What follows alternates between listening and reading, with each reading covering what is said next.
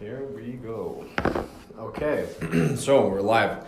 Welcome back to the HFL podcast. I'm Lars. I'm here with Mark. Hi everyone. So Mark, what's up with you? How's it going? I'm good, man. Year is winding down. Been through a lot in this last couple of months, and I'm just excited to finally get a holiday. Yeah. Happy to travel soon. Yeah. Christmas is coming closer, so I think there's a lot of people out there who are looking for a little break, be with family, enjoy, just have a good time. Hopefully, get some presents. Exactly. But for many, the grind doesn't stop. That's true. That's what we're here to talk about, right? Exactly. So, Mark, you're co-founder of the Vertex. I am. Why don't you let us know what's the Vertex? Great, Vertex. Well, the word itself, if we look at the definition, it could mean a few things. In terms of symbolism, we talk about the peak of mountains, the top of things, summits actually. In terms of mathematics, we talk about where two lines intersect. And that's exactly what we want to do here. We want to be the platform or the spot, the summit, where the industry leaders, the most experienced, people who have a proven track record of success in whatever field they work in, come and meet with the young driven individuals, students, early stage startup founders, entrepreneurs who are willing to learn from them. Take the ideas, internalize, and go put them into practice in their own space. So that's a very vague interpretation of what the Vertex stands for. But essentially what we've done is come together as a group of alumni and seniors at HALT. This was about a year ago, so that's the end of 2017. Okay. And we realized, we're finishing up. We've been through a lot with this school. HALT International Business School is where we all studied, and they always pride themselves on being practical, not theoretical. What does it take to actually get involved in the real world? Get plugged into the world is the slogan. Yeah. Well, in classes, that means case studies are given to you by real world clients, people who actually need your solutions. McLaren comes into our doors and asks us to do something for them. Yeah. And when we're finished, we're like, wait, so just because we're done here, that has to end? Live agency, getting connected with people who are actually successful and can mentor us. What about the skills we've been sharing with each other during the time we studied? I myself was the president of the consulting club here. Yeah. And one of my co-founders, in fact, the original sort of brain behind the Vertex was my vice president at the time. We had this strong working relationship, and a few other students included. We didn't want that to expire. No. We want to keep sharing these resources. We want to keep empowering each other. It was just a team of 5 of us who were saying this and having that conversation. And we realized, hold on, how selfish, how short-sighted is it to actually keep such a system of sharing resources and knowledge just between 5 people? HALT is an engine when it comes to that. What if we open this up to the entire community? Turned into a conversation with HALT. We went upstairs and we asked them, guys, do you think we could create some sort of a platform together where everyone's involved and we continue to make these introductions, and doesn't matter where you are in the world, if you're part of this family, you get access? They told us, think harder. We don't really understand what you want. Okay. And we went back to the drawing board. Yeah. And we ended up designing an event. We realized that if we celebrated, just one time in the year where everyone we know comes together, as I said, if we could create a place where these lines intersect and people meet each other, that would probably be the best way to start this. And let's see if we can measure success out of it. Let's see if people actually do make new partnerships and new mentorships and new skills get exchanged. And let's see if we can empower these young driven individuals. Exactly. So it's about attaching that sense of passion you get when you're actually working with real life stuff and you're applying knowledge. You're taking that sensation that you had throughout your studies, and now you've congregated that into this business where you're actually not even implementing it in the same way, but you're taking that sensation of community and putting it on steroids and making a huge event that's sort of a summit, the pinnacle. One sort of explosive event where you got industry leaders from several different parts of the world, but also parts of the how do you call it? Business community, business environment. Where you're gathering them, having them share with their knowledge and resources, and then you're getting this other group of people, which would be students or aspiring business leaders, entrepreneurs, everyone, and sort of forcing them to date. Yeah, exactly. Speed date. Yeah, speed dating. Recently, last week, we had, Callie Torin from Halt tell us, you guys have created the Tinder for startups. It's kind of funny because technically it's what we've done, very quick, easy way, meet people who lead, literally swipe left and right, figure out who matches with you and try to sell your stuff to them and see what happens. So when's the Vertex dating app coming out? We have consolidated everything into a platform. It's rolling out soon. Okay. We're looking to actually build more than just a summit now, because what happened, our summit was last month, by the way, the end of mid-November. Yep, at I the was end there. of 2018. It was good. Exactly. And for all of you listening who weren't there, keep your eyes open, because you have to go. It's an amazing feeling. You just have so many, as we just discussed before, so many knowledgeable people, so many experienced people who've been through everything and anything, and then you match them up with us, the young guys, the young girls of the world who want to be something or be that person in their own self in the future. And you're really having an exchange of goods, sort of. Exactly, and thank you very much for that, Lars, because that's the point. That feedback we got, people like you saying that to us. And then on the other hand, you have these leaders who say, wow, I felt so valued to be, listened to like that, and have people ask about what I think is going to be in the future of any business. We've challenged every corporate, every speaker, workshop host to get on our stage and talk about solutions of tomorrow. So you, as a speaker here, or as an influencer in the Vertex, have the job to highlight the inefficiencies of today. Any business you're involved in, what's not working, and how are the young guys who want to enter the space going to succeed? Well, the only way to do it is to actually close those gaps, fix those problems, and bring real solutions. So that's the challenge that all of our mentors and our leaders are bringing. And if I may, we're not allowing just anyone to come as a student or as a young entrepreneur. No, we want to make sure that it's the juice, the people who actually want to learn and implement. Because I think that's a very unique thing that we're experiencing now in these days. And I'm sure there's been variations of this issue in the past, but it seems like entrepreneurship is coming into fashion. So everybody just wants to do something, just to have sort of that badge that they can put on themselves, put in their profile. Oh, I'm an entrepreneur. Okay, what do you do? Stuff, or not even that bad, but people just starting businesses because that's the hype or that's the trend.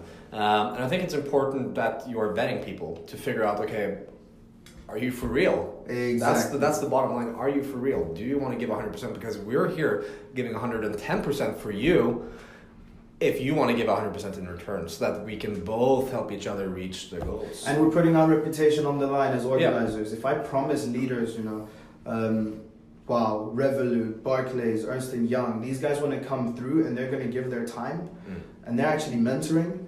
If I put them in a stage or in a room with people who are just wasting, then it's extremely embarrassing. Yeah. So vetting is quite important. We've learned that. What we've decided as a solution to that is an entire engagement plan that lasts until our next summit. Our next summit's in a year's time from now. And how do we actually build this ecosystem, grow this community, and make sure we get the right people involved? Well, we've designed a lot, and I would love to share it with you if I have the chance. Yeah, absolutely. I mean, I would love to hear all about it, and I wish we were on video, because then maybe we could share some screens or anything. Okay, so I really like what you guys are doing, but I'm also intrigued to know, so Mark, what's your background with all this, like business? Great. How did you get into that? I lived all over Africa growing up. When I was 4 years old, in South Africa, where I was born, my father took a new job role. He's in the mining sector. And we ended up moving to West Africa, Mali. He was in gold. Our life was great. We had everything we needed. We were never short on resources. But all around us, well, where do you build a mine? You do it in the bush, right? You do it in the forest. There's no resources there. There's no hospitals. There's no schools, supermarkets, the luxuries that we take for granted in our day-to-day. We didn't have it. Lived in Mali for 5 years, moved to Uganda, had the same situation. My father started working in the DRC, Congo, same situation. And every single time, well, for us, it's we have so much and everyone around us lacks that. They don't have the empowerment. So it's a natural passion of mine to sort of help build communities, empower people. Started like this. So naturally I actually wanted to go into economic development. Yep. Ended up doing my applications for uni, got a few offers in that sort of line, and I said, you know, if I went and studied that, what I would do after would be a business degree just to enhance the consulting side of it, make myself the ultimate salesperson, someone who could convince, and use all of this knowledge to go back and build the same communities that I lived in. I ended up getting into business school with an amazing and super attractive offer. Holt, thank you very much for that if anyone's listening. And I ended up coming over here and really building the consulting side of myself first. I still have the total passion for economic development. That's where I want to study next. But I started as a consultant. I got involved, you know, started understanding how businesses work, how to identify gaps, how to build strategies and implement them for the better. And I realized it came for cheap. It's just a skill I have. It's something that I really do well. And when it comes to presenting and getting on stage and communicating this to other people, do it really well. When you pair that with the kind of profiles you have around you in the school and the courses and my classmates, well, naturally you fall into place. You end up in this position where, what are you going to do about it? What are you going to do with these skills you have? Yep. Are you going to keep it for yourself, or are you going to actually help people? Are you going to affect people's lives? And that's how I started. So that's where it came from. That's where it came from. So it came from you recognizing a void where you traveled around in Africa. These places where you see, okay, we have all these things, but why isn't it all around? And then you come here and then you sort of see your skills aligning with what you want to fix. Yeah. And then that sort of accelerates it. But and how did that turn into, because you can do economic development for any company in the world, or for an NGO, you can help them, you do implementation, consulting, whatnot, you know, but the entrepreneurial side, I mean, now you're running a business, so where does that fit into the picture? How did that where did that decision come from? Because I know it's not something everybody has, and it's a very unique thing, and I'll let you know how I got into it later, but where did that come from? Have you identified a single moment, or is it sort of a natural shift in your priorities? You know, for cheap, I was going to say it was a natural shift, and that was easy, but the truth is, when I was about 16 years old, and I lived in Uganda as a high school junior, well, I was very sociable. I've always been this guy who likes to have friends, likes to have a good time. I'm in the groove a lot. Yeah. And I remember it was prom night for the seniors. And I'm sure you had the most beautiful date. Actually, check this out. I skipped prom. Oh. And you know why? Because my friend and I took on the challenge of being the DJs for after prom. Okay. So we decided, you know, too cool for school. We're gonna go be the DJs afterwards. Everyone's having fun. Mark's grinding. Seems like a repeating story. The theme is the same. Yeah. We did that. Everyone came by. We killed it. Had an amazing set. And I realized that, you know, this hosting and being in charge of how people enjoy themselves and the fun they have, it's something that I'm good at. Yeah. I was able to do my own house parties even before that, and we decided to turn this DJ opportunity into our first startup. Okay. Insanity Events Uganda is Mark's first failed business. Nice. I love failed businesses. We realized that, look, there's a strong demand for what we do. We could keep on doing this for people. We'll come to your party. We'll make it sick. We will advertise for you. We'll get the demand growing. Nightclubs started asking us to host in their places. They realized when we'd show up, it would always be awesome. Yeah. We were too young to be in the clubs that were booking us up. Yeah. And we started our own label and we started doing our own events. And it blew up and it was massive. So a passion for events management was always underlying in everything I've already talked about. Exactly, because you're social, and for those who haven't met Mark, very approachable. Thank you. And very, I will say charismatic. I think that's the word. And it's sort of it's a trait. I think it's a trait that salespeople and entrepreneurs share. Yes. Quite a lot, and you're both. So there you go. Thank you. So that happened. I did this whole uni thing, but as soon as I got out, my first job was summits. I ended up organizing MENA Innovation, Middle East North Africa Innovation Summit 2018.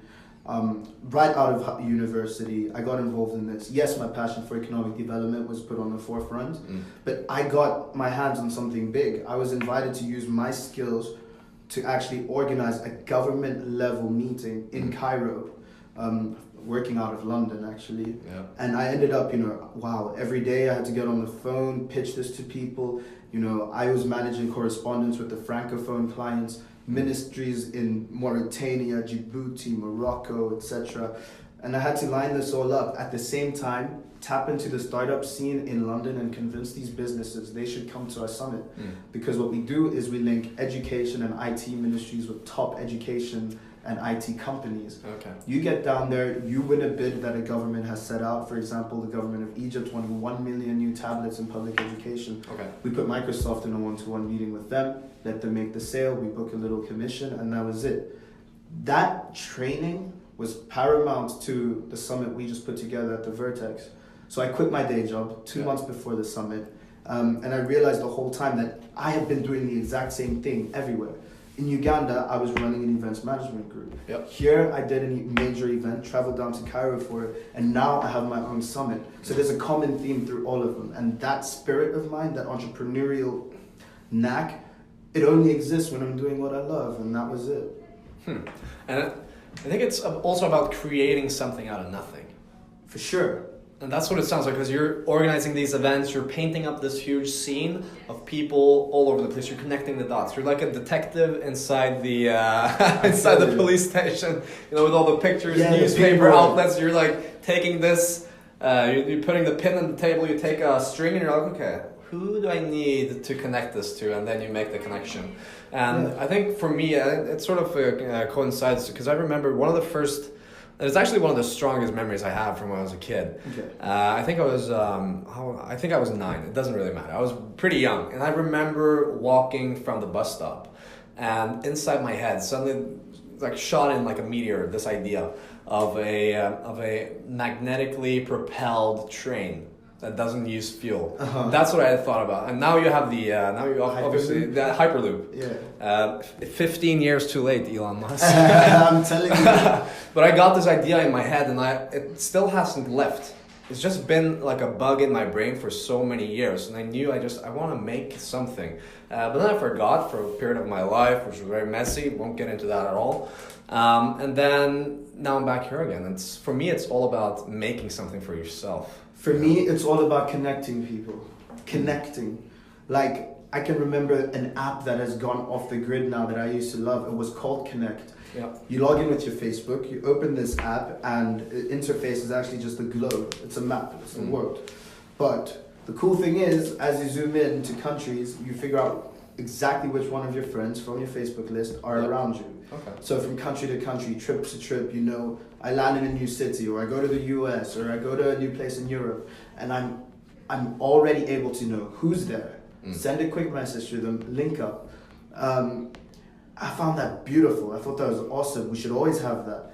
But I guess, you get all these data protection laws and developments, and that app went to the ground. GDPR, man. And I think, Killer. Think about it. And Europe has it, and the US is it. Everyone interprets their own laws now around this. Yeah. So you can't do it. But my passion, just as you had that bug in your head, I think my bug has always been, who do I know around me right now, and how can we have the best time? It doesn't matter. Networker. Yeah. That's a word. I would organize these holidays as a middle school kid, convince my parents to let me go to the coast of Kenya for a holiday. And I'll assure them that my best friend's parents are going to be there too, which was the case. But at the same time, I would find a way to organize this with so many people. I'd end up with a team of like 15 or something. And we're all on this amazing trip. And these were regular things I used to do just because I found it the most appropriate. We need to enjoy ourselves, and let's do it. That's amazing, and I think we share something there as well. Where I have this very, and some of you out there might disagree, but I have this very American approach to people, so to meeting people. You know what I mean? So I'm from Norway, which is traditionally you're very secluded. Yeah. Socially, it's rude to approach people you don't know, all this type of stuff. But for me, I'm the opposite. Okay. if I don't know you, I want to know you. Yeah. And I want to know how we can make money together, or how we can change the world together, or how we can create something together. Yeah. And that's actually what kicked me into this whole scene, or reignited that fire for me, was me being a guy that wanted to connect, wanted to get to know more people, realize that people out there have crazy stuff in their minds, and I wanna suck it. No, not in a bad way, but I wanna squeeze that lemon and see how much lemonade we can make. You know. Now, for those of you who don't know Lars, this guy is contagious. It makes sense what he's saying. That's exactly it, and that's how we must have met. I'm not even sure when we did. No, it just happened, right? Exactly. So, and I think that's sort of where you see that these sort of mindsets of always wanting to connect to more people, always want to network, get to know people, know how they can make value and help them accelerate. Exactly. Help them realize what they want to do, and if you're lucky, you can be part of that as well. And as I was saying, this is sort of what reignited everything for me, because I was having, I had a job, I was doing consulting for a marketing agency, marketing stuff, all fun and games, but then I got approached by this guy. I had no idea who he was. He sent me a message on LinkedIn. Hey, do you want to grab coffee? I have an idea. I'm like, okay, why not? Sounds crazy. I mean, if you're reaching out to me, he probably sent that message to 3,000 people. Probably, yeah. But I got back and I was like, okay, I'm free this afternoon. Let's do it. So we meet up and he tells me this crazy idea, and I'm like, whoa. I need to do this. Wow. And then we just started. We were like, okay, let's do this. How can we make it better? We were brainstorming, meeting up every week. Well, I was still doing this consulting job, and that was all fun and games. It was my bread and butter. I mean, I needed to live. And then here we go. The Vertex came, the crossing of the lines. Where my interest in the new idea was accelerating it at a point where it had to interject with the job I was holding. So my priorities were shifting. You know? So, and just to give some background there as well. So, I've been huge on like these motivational pages on Instagram for ages. And you work out, so you should know. You have like 50 fitness guys, and they post motivational quotes every day. That's all I follow. That's my feed. That's all that's on my feed. Yeah. So I saw this quote, and it's my favorite quote of all time now. But I saw this quote, I'd never seen it before. So it just says, you either build your own dreams, or someone will hire you to build theirs. Yeah. Man, oh my god, it was like getting influenza in my brain. I swear. It was like a virus, a worm eating me up from the inside. So a week goes by, and I'm still working hard on this project with my new business partner, and I'm still working hard as a consultant for this marketing agency. But at some point, I wake up one morning and I go, damn, I don't have time. I can't be wasting 8 hours in an office when I need to do this other thing. Because it's such a great idea. I need to help this thing become real. I need this product to go out there. But I don't have time because I'm spending 8, 9, 10 hours every day working for someone else. Can I make an observation? Sure. People really misunderstand where that passion comes from. You're able to articulate it and say exactly at what point you realized your time and everything was way too important, and you had to allocate it where it best fit. Yep. A lot of people look at entrepreneurs and people with this mindset as crazy, money-hungry, selfish people who just see the big buck at the end and are going to do whatever it takes to get there. But that is so wrong. But they have misunderstood the psyche behind us, because even for me, it's not pride, it's not being cocky, but I constantly say to myself, I cannot be an ant in someone else's army. Exactly. Do you understand that? Exactly. That's exactly it. You have to fight your own battles. Yeah, that's it. And that, you can learn how to do it. I think this is one thing people misunderstand as well. Oh, I'm not an entrepreneur, and I will never be one. It's not for me. That's not the case.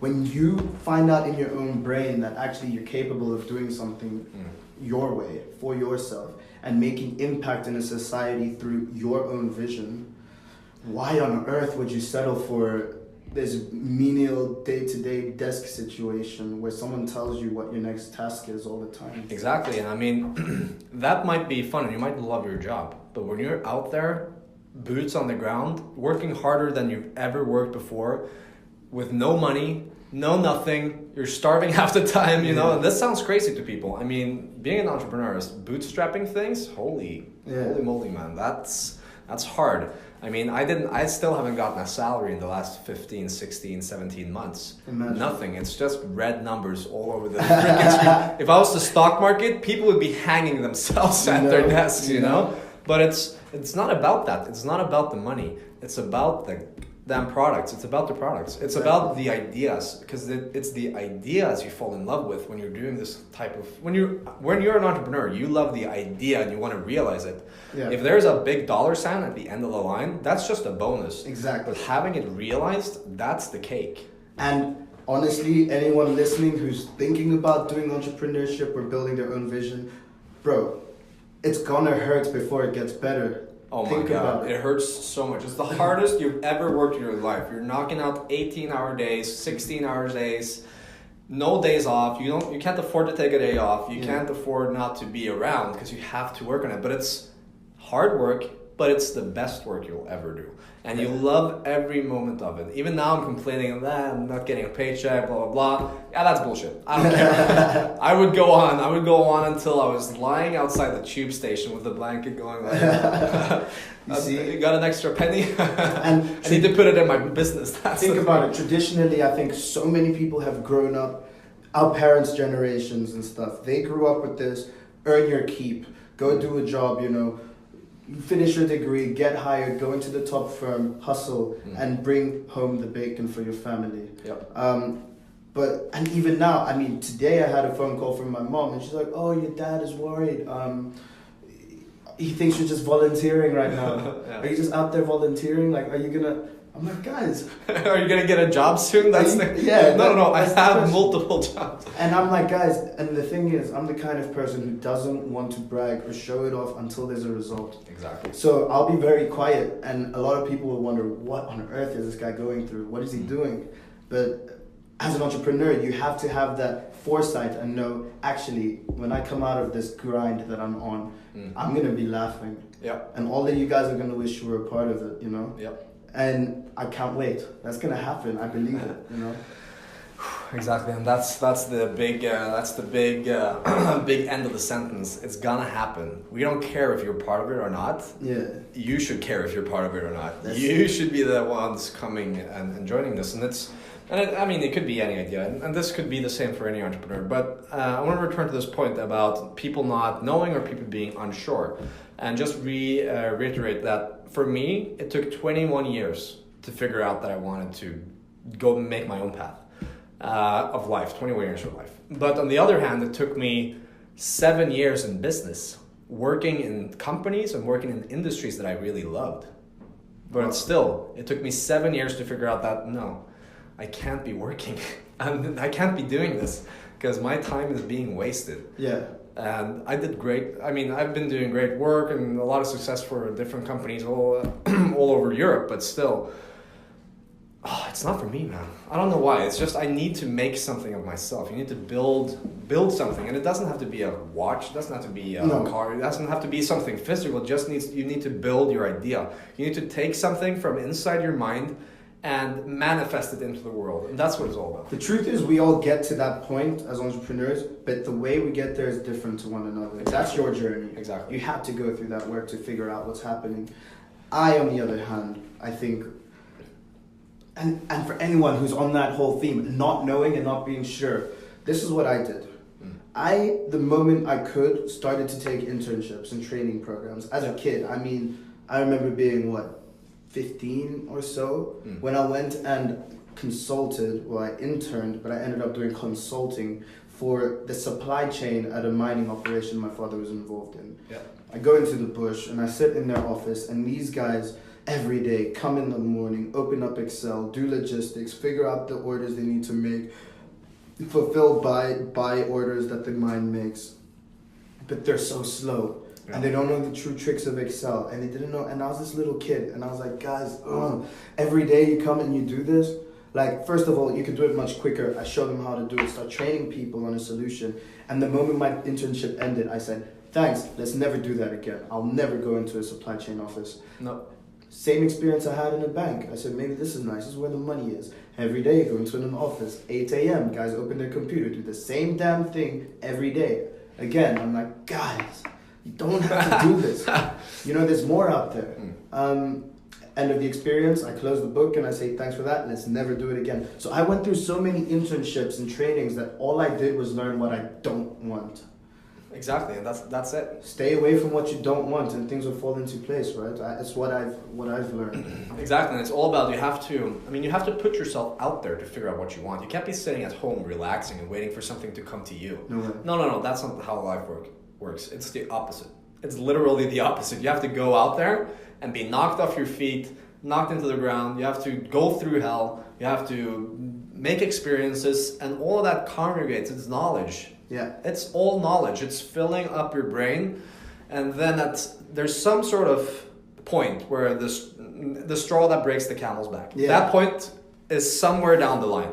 It might be after the first week. It might be after the first year. It might be after a decade or half a century. There's no correct answer. It could happen at any time for anyone, where you just figure out that, nope, I have to go back. I have to step out. I want to do this thing. I want to do this thing by myself. Not by myself, but I want to make this thing become real. I want to do it on my terms. Have the balls, the courage, the self-belief to actually act on that impulse. When you finally get that straw on your back, the final straw on the camel's back, that breaking point, don't take it as a sign that you just wasted your life. Nah. Because you wouldn't have gotten there if you didn't do all those things in the past. Exactly. That's what it's about. Exactly. You have to go out there and make experiences. You have to go out there, do the work, make the connections. I mean, for me, if I didn't do those 7 years in business before I wanted to start out, I would have failed 50 businesses. Yeah. Before I got to the same point, you know what I mean? Because if I didn't know all those people before I got started, damn, I wouldn't even make the first step, because I wouldn't know who to turn to. What was I going to do? Write it down and bring it to my grandpa or something? He'd be like, yeah, that's great. Go on, play with your project. Now, Lars, let's think with me here. Let's talk about all the students, for example, in business school, who haven't been so privileged to take the 7 years of work you did, or who have never done an internship as I was so heavy in them. There are constantly people here who want to ask the people around me, how on earth did you land this sort of credibility? Why do people trust you? How do I even start? I've never worked a day in my life. I'm just in school my whole life, and now I'm here. What I always have to say is that go-getter mentality of going out there, not sitting here with your arms crossed. It's crucial.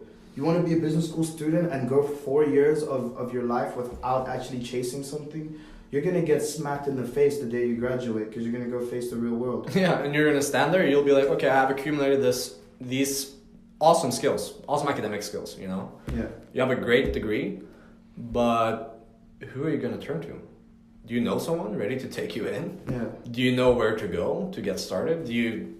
Have you ever tried it in real life? I mean, obviously, from a Holt perspective, you will have done some implementation during your degree. But for many students, that's not the case. They've only read it in books. They've written it down into books. Yeah. You know, this iteration of being like reading, copying, reading, copying, reading, copying.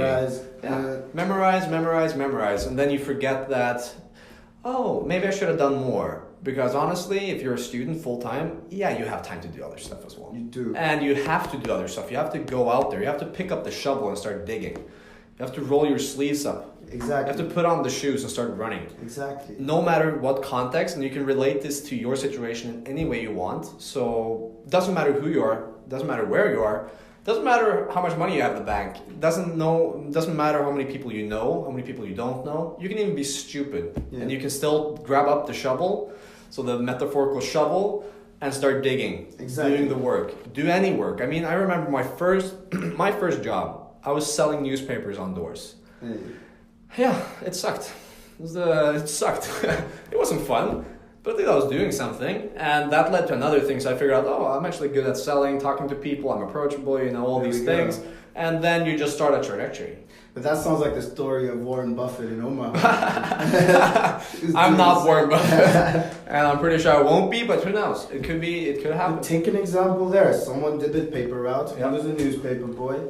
But that shovel that he started digging with landed him to be one of the most renowned financiers in the world. Absolutely, and that's the key to this whole train of thoughts. So Warren Buffett didn't know he wanted to do investments when he was a kid. When he was 8 years old in Omaha, Nebraska, you think he was thinking, yeah, I'm going to be an investor. I'm going to live here. I'm going to be doing Wall Street stuff, making long-term investments, all that. No.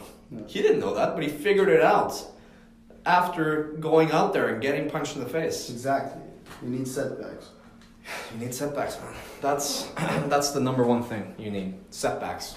If you never have a hard time, so trust me, you're going to have the worst time. And what I'm thinking about is, with the Vertex, for example, and what we're doing here is, exactly, there's so many people who haven't done anything. When they finish school, they won't know where to turn. They haven't gone out there, but they're sleeping on an idea. My partner, Josh, who founded the Vertex with me, he always says the graveyard is probably the most expensive place in the world. And you're like, what? What does that mean? Well, you'll have a field of a bunch of corpses, right? Dead bodies, all of these people. But when they died, in their brain died tons of ideas that were never acted on. $1 million ideas that were never acted on. And it's a damn shame. That's crazy. We need to start probing people, and if we don't have to do this, but if we are in a position of strength and we know what it takes already, why don't we encourage the people around us to just, come on, take that step. Exactly. You have an idea, don't be shy about it. Come, go ahead. And that's what this entire thing is about, and that's why we're even having this podcast now with the whole Founders Lab, because that's, if you have an idea, formulate it. You don't have to formulate it like Shakespeare and make a detailed business plan of 700 pages. Just formulate your idea, because you know it. You already know it. Yeah. Put it down on paper, approach us, and that's the entire thing. Then we help you make it real, because we have the experiences. We've already messed up 1,000,000 times each. You don't have to do that. You don't have to fail 1,000,000 times. Because you can just lean on the shoulders of the people who already fell. Exactly. And they already know how to get up. And that's been one of the most important things for me after I became an entrepreneur. I mean, sure, I've messed up in my life, okay? I've messed up bad. But when I became an entrepreneur, I had a network of experienced people that I was leaning on. Yeah. And they're happy to help. I mean, helping people is the best feeling in the world. I mean, it's all about... Nobody you approach will tell you no. If you go, hey, can you help me? I have this idea. I want to try to sort of formulate it. Maybe you have some feedback. Okay, maybe 1 out of 10,000 people say no, F off. Yeah. Well, everyone else will be like, oh yeah, that's amazing. I love hearing about ideas. I want to know what you're doing. And then you tell them and they're like, what? Just to support what you're saying, guys, Lars is not lying, okay? The importance of mentors is crucial. And the access you have to these mentors, you don't realize it, but they all want to do it. It's not like you're asking someone for too much, and it's not like for them it's such a strain to just hear an idea and give you advice, because they've been through it. Yeah. They've been through it. And so we thrive on finding mentors. We go out there and we ask people, hey, we have this project going on. 5 minutes of your time is all I need right now. Yep. Can I just let you know what I'm thinking? Exactly. And you know what? The best thing that can happen for something like that, I don't even know what the best thing is, because it could be anything. Yeah. But best case scenario, they want to work with you and build it with you, or they give you money to do it. The worst case scenario is that they say, nah, I don't really like it. It's not for me. It's not for me. That's the worst thing that can happen. What did you lose? What did you lose when they told you that? Maybe 5 minutes of your time, because that's all it took to tell them? Yeah, but what would you be spending those 5 minutes on anyway? Checking Facebook? Looking in the mirror, being like, well, I don't know, I can't approach someone with this. No. Exactly. You have to realize, you have to put things in perspective. So if you already believe in this idea, and if there's a need, I mean, unless you're saying, yeah, I want to build roller skates that can take me to the sun. I mean, even that is not... It might be a bit on the edge. It might be an outliner, you know, far-fetched. Give it 30 years. Elon Musk will have invented some sort of thing that can help you, you know, so realize here's the challenge. Wait for technology. Why not you? Why can't you be the one to do it? What's so wrong? That's the other perspective. You know, and I have to say, I'm a big advocate of LinkedIn. Okay, it has shout out to LinkedIn. Shout out to LinkedIn. Yeah, you guys owe me now. But look. This is a network where you have a bunch of professionals. Everyone wants to look good. People are all about titles.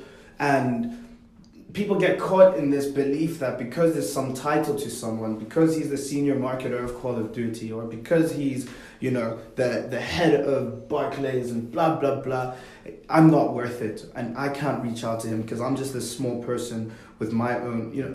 But that guy was you 10 years ago. 100%. That same person had a journey and they had a life and they were a small fish once. Yep. And they've just gotten bigger. And believe it or not, a humble message just saying, look, I know what I am and I have this and I would really appreciate your time. This is how I've actually built the Vertex. Yeah, that's the big secret, people. That's how relations happen. Spoiler alert. To become successful, you have to talk to people. Exactly. Spoiler alert. That's all it takes, okay? So you don't have to be so special. The more you do it, the better you get at it. You know, that's exactly it. You just have to put yourself out there. I mean, get some skin in the game. How do you learn to walk? You'll learn by trying. And you'll fall a couple times. You'll fall a million times, maybe 100 times. Most people don't fall a million times because you'd be 85 before you actually learn to walk. But you'll fall 10 times, and then then you're stumbling across. Okay, then you start running. Yeah. And with talking, you can learn to speak by reading. Exactly. You need to talk. You need to mess up in order to get it right. Yeah. So it's all about trial and error. And there's little things you can do along the way to enhance the process so that you get good at it faster. Absolutely. But at the end of the day, we're all doing the same thing. I myself, for example, the summer between the end of high school and the start of uni, I had, 10 weeks on my hands. So I actually ended up taking an online course in mentalism. Believe it or not. That's something you don't tell people. But emotional intelligence was crucial to me. I started understanding the hot and cold cues in a conversation. When is someone feeling what you say? When are they actually thinking? When are you speaking to someone and in the back of their head, they're like, this guy's full of BS, or this guy's someone I want. Learn to read people. That goes a long way too. At least in my profession, that helped loads. So there's so many things people could do. They have so much free time. Build yourself, grow your skills. If you know you're good at something, why don't you become the master at it? Exactly, and this is the thing, and there are so many quotes attributed to this from successful people and people are coming from zero. People are coming from negative. That's where some people are coming from. Negative everything. Yeah. They have zit, nothing. They're in debt to something, you know. But by consistently building your personal skills. So, I mean, you can learn anything. So you can become smarter. You can become more eloquent, you can better your vocabulary, you can learn to speak languages. There are even free apps that learn you how to speak another language. There we go. There's so many, and at least in this day and age, so many resources you can use. We'll talk more about that later, but they're coming from nothing and they're just building on their skills. I mean, there's even one, I love this one, it's a speech, it's by a former US Marine. Okay. And he says the only thing you need, the number one thing I do every day, at the start of every day, is make my bed. Because I already have one win before I go out the door. I like that. It's just a small thing. And other things as well, just building your discipline. Yes. Building discipline and discipline. This is what I wanted to speak on because we just talked about things for the mind, tools that you could do to build yourself and get great at. But the importance of a physical health, being the physical best version of yourself you can. For me, it's something I got obsessed with. In fact, here's one of those corny quotes. Obsessed is a word that Lazy used to describe the dedicated. You know it. I know it. We've been watching the same feed. So actually, me and Mark, we share Instagram accounts. Mine as well. So you do that. Your physical well-being determines how you do everything else. You know, where it started with me. Because I'm a very practical guy. I never thought of myself as someone, creative or someone very brain talented. It was very hard for me to sit down, write, read. It's just boring for me. So it's better for me to apply myself practically. Yeah. And that's where it started. So I've always liked sports. There we go. And I knew I could push myself to a great, great extent in sports. Where you needed strength, you needed to run, you needed to do all these things. So that's where I knew how to apply myself at the beginning. And then I learned by working that I could also apply myself at work mentally. These are transferable skills. Exactly. So you're just being able to realize that you can apply yourself in different domains of life, doing different things. That's why you have to go out there and try, because that's how you learn or discover or experience that your skills are not confined to one domain of life. Exactly. They are fluid. They're part of a plane that fills out all the gaps. You just have to figure out where the gaps are. Now that's where confidence comes from. Yeah. That's it. Your belief in self. And it all comes out of that. Yeah, confidence in self doesn't come from success. It comes from withstanding failure. There we go. Raising up from failure. That's where your confidence comes from, because you'll always know, wherever you are, if I fail, that's fine, because I'll be able to live by it and go back, bounce up again. And let's talk about the discipline that comes with that as well. Let's go. Gym culture. Yeah, gym culture. You have to find your hours, you have to find your routine, you have to treat your body fairly, allow it to rest at certain times. In fact, if you start noticing your gains and you're like, damn it, I want to go back to the gym and do more, you get addicted to the results, but you still have to figure out when to rest. You still have to figure out your nutrition. I think eating is so important as well. 75%. Exactly, right? Your abs are actually made in the kitchen, they say. Yeah. So that whole, I learned how to cook because I was gymming. Like, me too. There we go. So you figure out about the foods. The other day we were talking about how many grams of protein you got in your little lunch yesterday. Yeah. You know, little things like that. People think that it's crazy, but no, this is discipline. This is what it takes. It's like the nerd who gets straight A's but only studies at night. Do that in real life. Do that in the street. Do that when you walk and talk and breathe.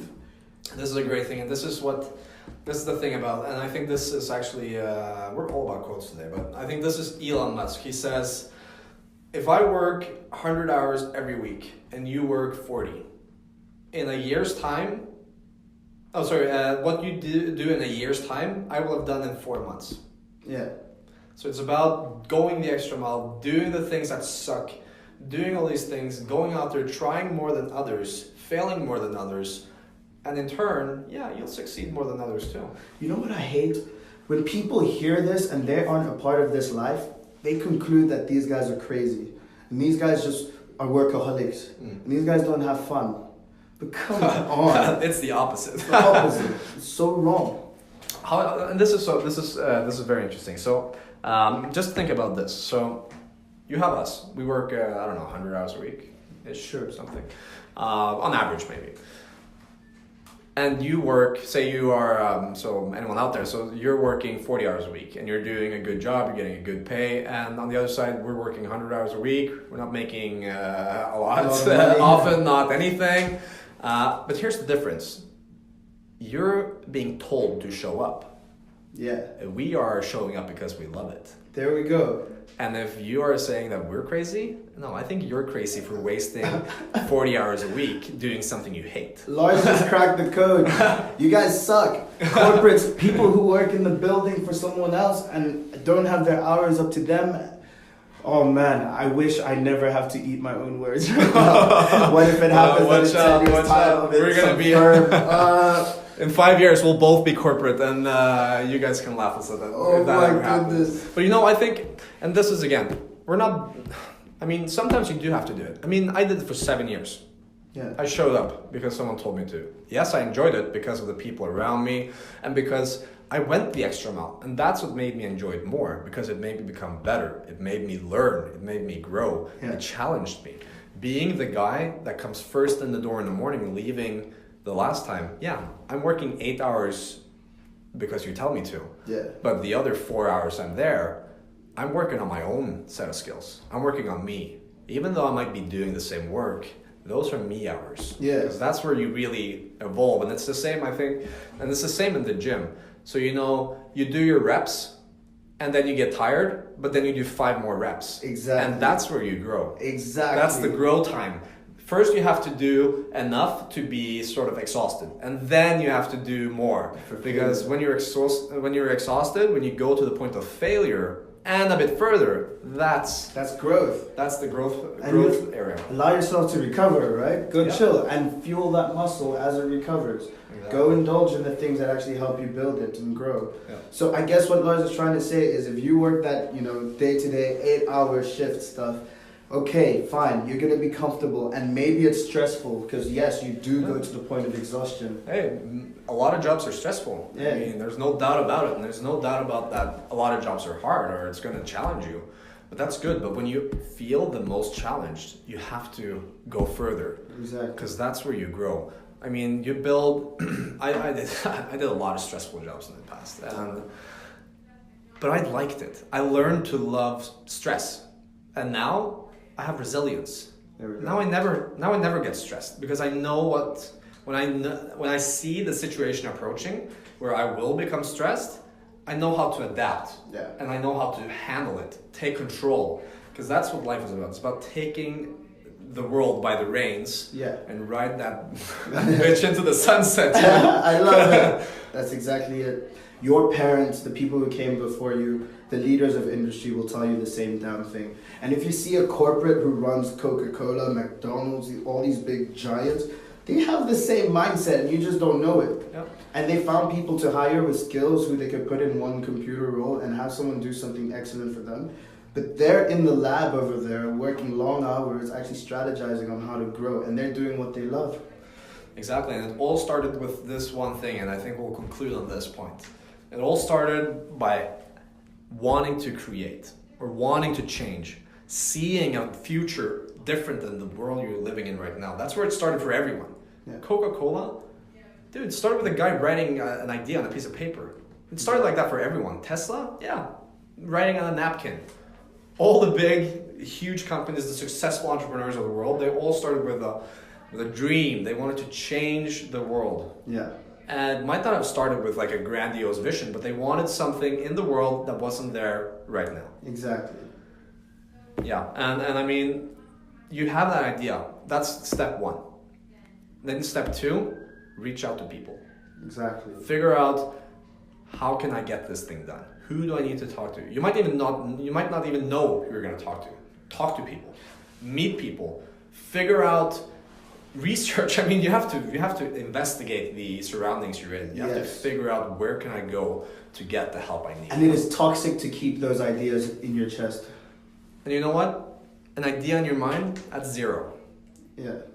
The worst thing that can happen is that it increases in value if you bring it out to the world. Exactly.